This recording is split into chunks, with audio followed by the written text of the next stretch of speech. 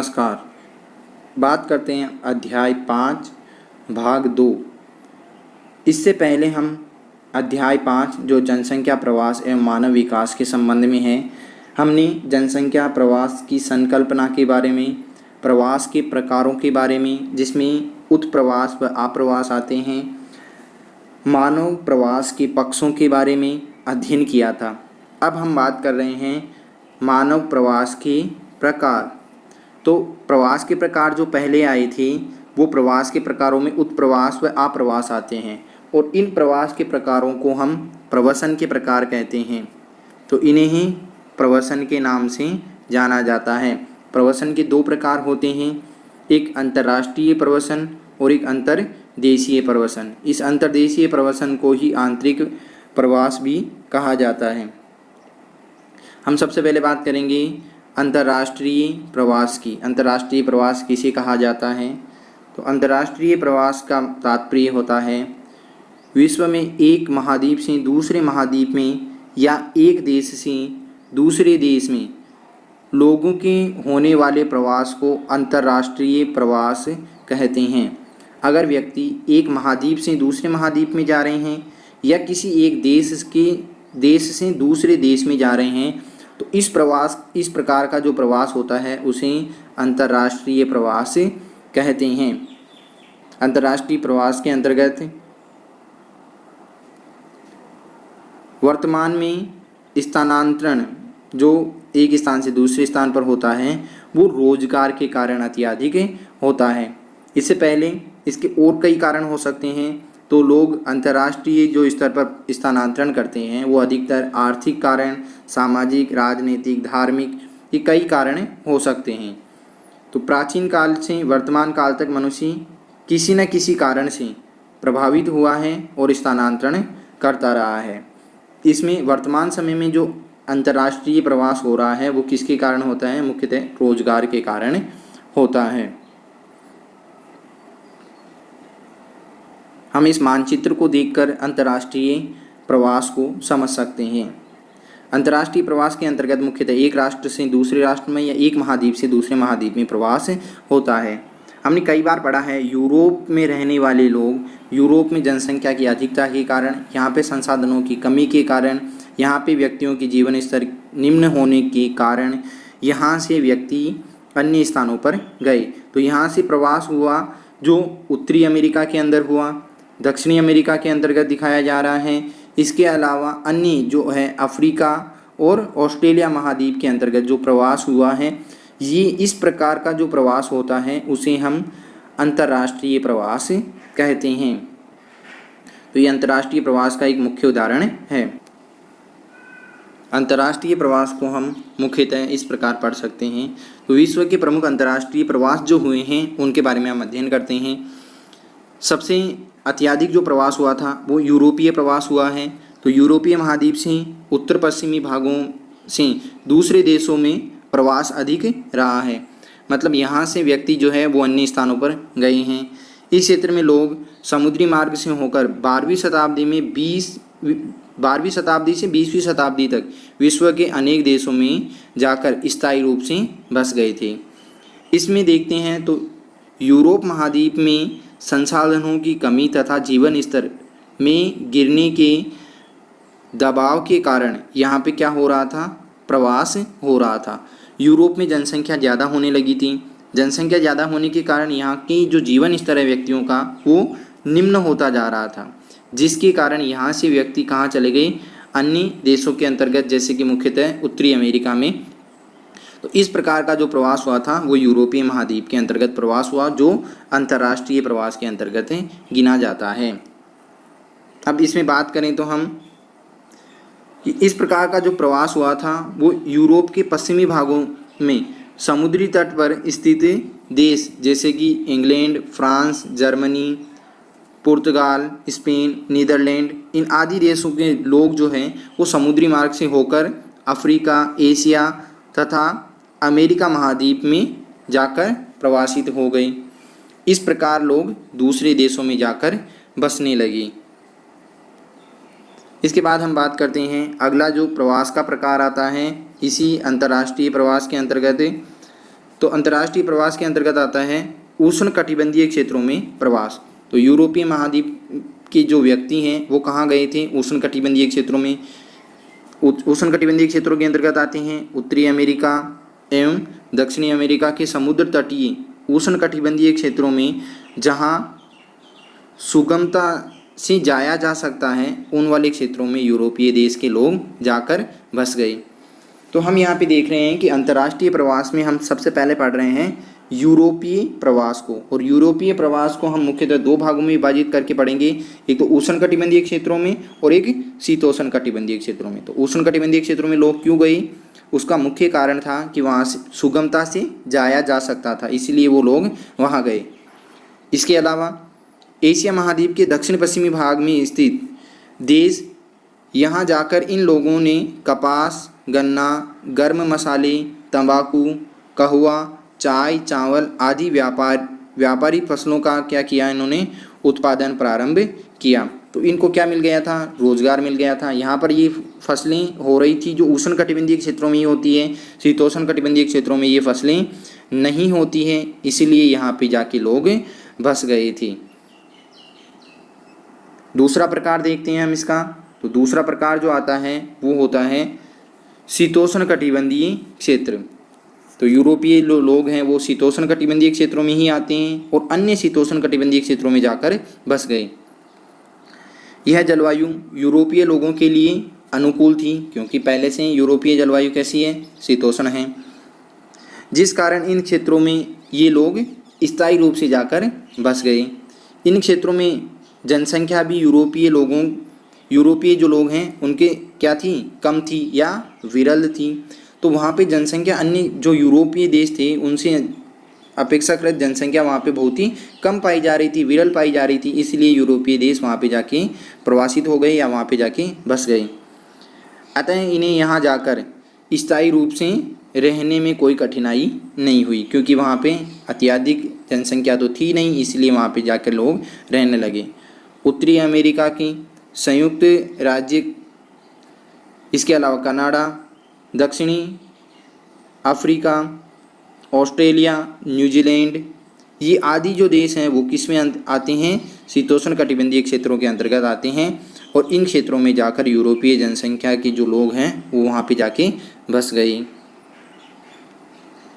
अब कुछ आंकड़ों की बात करते हैं। तो यूरोपीय लोगों का दूसरे देशों में जो प्रवास हो रहा था सन 1820 के अंतर्गत से पूर्व बहुत ही कम हुआ था, लेकिन इसके बाद बढ़ती जनसंख्या व घटते उनके आर्थिक संसाधनों के कारण 1820 से लेकर 1940 के मध्य लगभग 6 करोड़ से भी अधिक यूरोपीय लोग विश्व के अन्य देशों में जाकर स्थायी रूप से बस गए। संयुक्त राज्य अमेरिका निश्चित ही सबसे बड़ा, इसके अंतर्गत सबसे ज़्यादा जनसंख्या जाकर कहाँ बसी थी? संयुक्त राज्य अमेरिका के अंतर्गत। प्राप्तकर्ता देश था, मतलब वहाँ पे जनसंख्या सबसे ज़्यादा गई थी, और 1840 से लेकर 1914 तक के बीच में 5 करोड़ शरणार्थी वहाँ पे जाके बसने लगे, जिनमें से 4 करोड़ लोग जो हैं वो अंतिम 34 वर्षों में ही जाकर वहाँ पे आए थे। मतलब कि वहाँ पे लास्ट टाइम जो है अंतिम 34 वर्षों के अंतर्गत 4 करोड़ जनसंख्या वहाँ पे जाके बस गई थी। अत्यधिक जनसंख्या जो यूरोप महाद्वीप से गई थी वो उत्तरी अमेरिका जाकर ही बसी थी। अब हमने पहले यूरोपीय देशों का प्रवास पढ़ लिया था, अब बात करते हैं हम एशियाई देशों में जो हो रहा था प्रवास।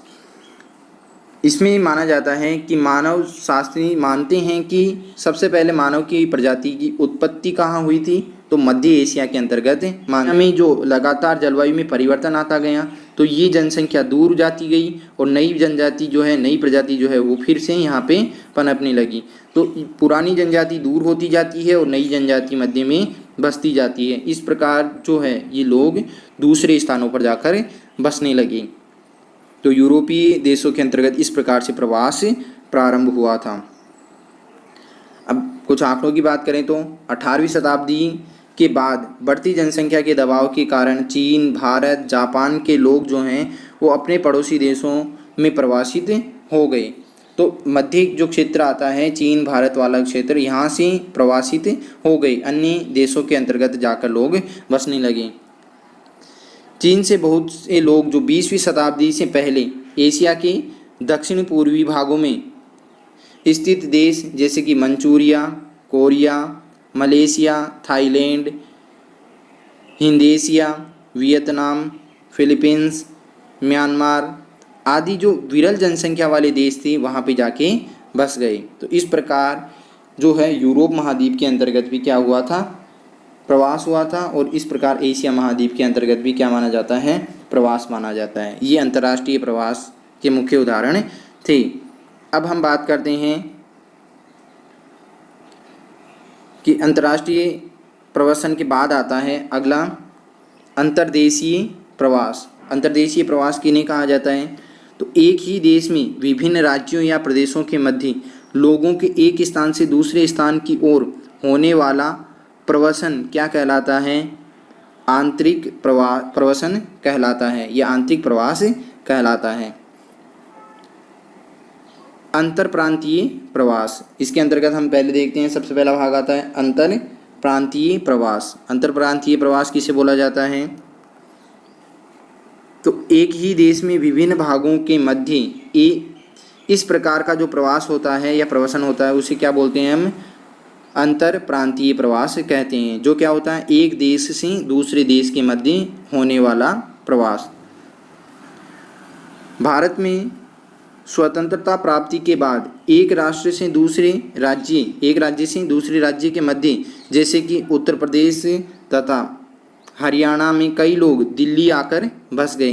तो इस प्रकार जो एक राज्य से दूसरे राज्य में एक ही देश के अंदर हो रहा था जो प्रवास, उसे हम क्या बोल सकते हैं, अंतर प्रांतीय प्रवास कह सकते हैं। जो क्या होता है, एक देश के विभिन्न भागों के अंतर्गत होता है या उनके राज्यों के मध्य होता है। राजस्थान से बहुत से लोग महाराष्ट्र, गुजरात आदि राज्यों में जाकर बस गए थे। तो ये भी प्रवास किस प्रकार का कहलाएगा, अंतर प्रांतीय प्रवास कहलाता है। अब भारत के अलावा बात करें तो संयुक्त राज्य अमेरिका के अंतर्गत भी पहले लोग पूर्वी प्रांतों में ही रहते थे, मतलब अमेरिका का पूर्वी प्रांत जो है उसी के अंतर्गत जनसंख्या का बसाव ज़्यादा था। लेकिन धीरे धीरे यातायात साधनों की यातायात जो सुविधाएं हैं वो बढ़ने के कारण और जनसंख्या दबाव होने के कारण यह लोग किस में आने लगे, पश्चिमी प्रांतों में जाकर प्रवासित हो गए। तो इस प्रकार जो है जनसंख्या एक स्थान से दूसरे स्थान पर लगातार प्रवासित होती गई। ऐसे ही रूस में 1917 की जो क्रांति हुई थी उसके बाद रूसी लोग पूर्वी एवं पश्चिमी भागों में साइबेरिया में कृषि फार्मों में जाकर बस गए। अतः विश्व के लगभग प्रत्येक देश में लोग एक प्रांत से दूसरे प्रांत की ओर व्यापार, उद्योग, कृषि, खनिज आदि जो कारण हैं उनके कारण एक स्थान से दूसरे स्थान पर जाकर बसने लगे। मजदूरी करने के उद्देश्य से स्थान जो है वो क्या करने लगे, स्थानांतरित होने लगे।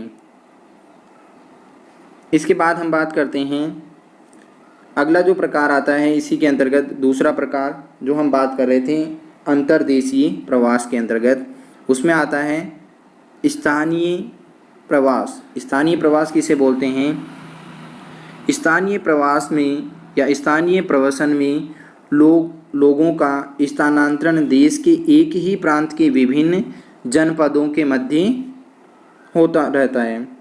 अब विभिन्न जनपदों के मध्य हम यहाँ पे वर्तमान समय में इसे इस प्रकार समझ सकते हैं कि ग्रामीण लोग जो हैं वो शहरों में मजदूरी के लिए या उच्च शिक्षा के लिए क्या करते हैं, प्रवास करते हैं। तो एक गांव से शहर की ओर जो प्रवास हो रहा है वो क्या कहलाएगा, स्थानीय प्रवास कहलाएगा। इस प्रकार स्थानीय प्रवास क्या हो सकता है, एक गांव से नगर की ओर हो सकता है, या फिर नगर से गांव की ओर हो सकता है, नगर से नगर की ओर भी हो सकता है, और गांव से गांव की ओर भी हो सकता है। इस प्रकार इसे अलग अलग भागों में वर्गीकृत कर दिया जाता है। अब हम बात करते हैं प्रवास के परिणामों की। एक स्थान से दूसरे स्थान पर जब लोग जाते हैं तो इसके क्या परिणाम निकलते हैं। तो पहला परिणाम देखते हैं, प्रवास के अंतर्गत क्या क्या परिणाम होते हैं। तो देखते हैं हम, जिस स्थान से लोग जाते हैं तथा जाकर रहने लगते हैं, इन दोनों ही स्थानों पर क्या होता है, प्रवासित जनसंख्या का प्रभाव पड़ता है। एक ए स्थान है और बी स्थान है, इन दोनों ही स्थानों पर जो प्रवास हो रहा है तो जो जनसंख्या है वो आ रही है या जा रही है, उत्प्रवास हो रहा है या आप्रवास हो रहा है, दोनों ही कारणों से इन क्षेत्रों पर जनसंख्या का प्रभाव पड़ेगा। तो पहला जो कारण है वो देखते हैं हम, जनसंख्या संतुलन क्या हो जाता है, बिगड़ जाता है। जिस स्थान से लोग जाते हैं वहाँ जनसंख्या क्या हो जाती है, कम हो जाती है, या जहाँ जाकर बस जाते हैं वहाँ जनसंख्या क्या हो जाती है, अधिक हो जाती है। तो जनसंख्या का संतुलन बिगड़ जाता है प्रवास के कारण, जैसे कि नगरों में जनसंख्या अत्यधिक हो जाना और ग्रामीण क्षेत्रों में जनसंख्या का कम होना। ये कारण किसके कारण हो रहा है, प्रवास के कारण हो रहा है। दूसरा कारण है, प्रवसन के कारण संस्कृति का प्रसार होता है और प्रवासी लोग जो हैं वो अपने साथ अपनी तकनीकी, धर्म, परंपराएं, रीति रिवाज, भाषा आदि लेकर जाते हैं। तो प्रवासन के कारण ही जो धर्म का प्रचार है, धर्म एक स्थान से दूसरे स्थान पर जाता है, परंपराएं जो है वो अलग अलग स्थानों पर जाती है। इसके अलावा अन्य रीति रिवाज है, भाषाएं जो है या तकनीकी जो है वो एक स्थान से दूसरे स्थान पर प्रवासित लोगों के साथ एक स्थान से दूसरे स्थान पर जाती है, जिसका प्रभाव उन लोगों पर पड़ता है एवं उस स्थान पर विषय की संस्कृति का प्रभाव प्रवासित लोगों पर पड़ता है। विशेष जो उनकी संस्कृति है उसका प्रभाव किस पर पड़ता है, प्रवासित लोगों पर पड़ता है। तो इस प्रकार दोनों ही व्यक्ति, आप्रवास और उत्प्रवास दोनों पर ही किसका प्रभाव पड़ता है, प्रवास का प्रभाव पड़ता है, उनकी संस्कृति और धर्म पर प्रभाव पड़ता है। अन्य कारण हैं, प्रवासी लोगों की वेशभूषा, उनके रहन सहन, खान पान,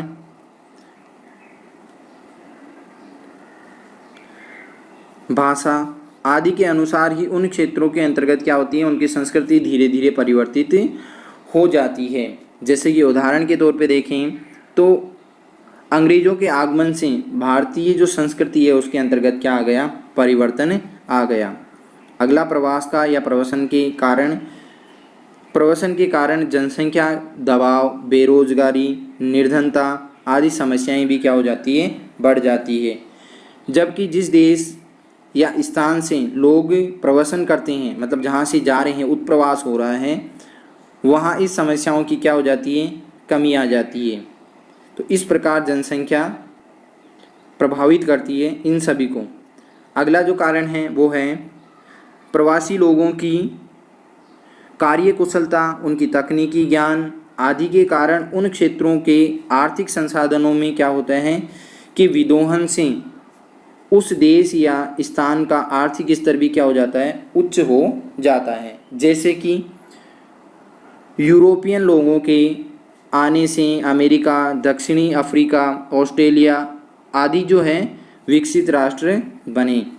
यूरोपीय लोग वहाँ पे जाकर प्रवासित हुए, उसके कारण उनकी जो यूरोपीय लोगों की कार्य कुशलता है, उनकी जो तकनीकी है उसका ज्ञान उनको हुआ और वहाँ पे जो संसाधन मौजूद थे अमेरिका के अंदर या दक्षिणी अफ्रीका, ऑस्ट्रेलिया के अंदर, तो वहाँ पे क्या होने लगा, उनका उत्खनन होने लगा। और इस प्रकार प्रवास जो है वो प्रभावित करता है इन सभी कारकों को। तो आज के अध्याय में इतना ही।